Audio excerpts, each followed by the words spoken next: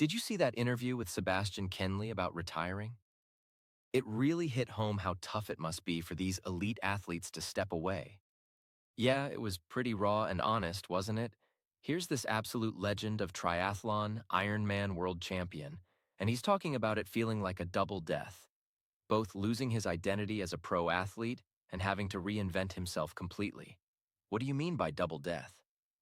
That sounds pretty intense. Well, think about it. He's been living and breathing triathlon at the highest level for decades.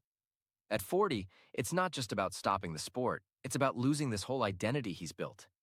Everything from his daily routine to how people see him, it all changes overnight. That makes sense.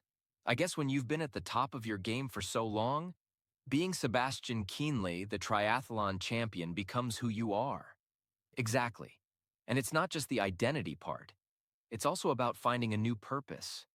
Imagine spending every day for years with clear goals, training schedules, and competition dates. Then suddenly, all of that structure disappears. Must be like trying to find your footing on completely new terrain. Do you know what he's planning to do next?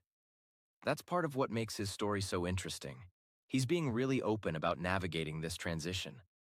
It's refreshing to see someone of his caliber being vulnerable about the challenges of moving on.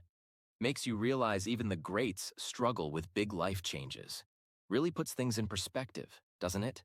Sometimes we forget these elite athletes are human too, facing the same uncertainties we all do when closing major chapters in life. Absolutely. And his openness about it might help other athletes facing similar transitions. It's not just about the physical retirement. It's about the mental and emotional journey too.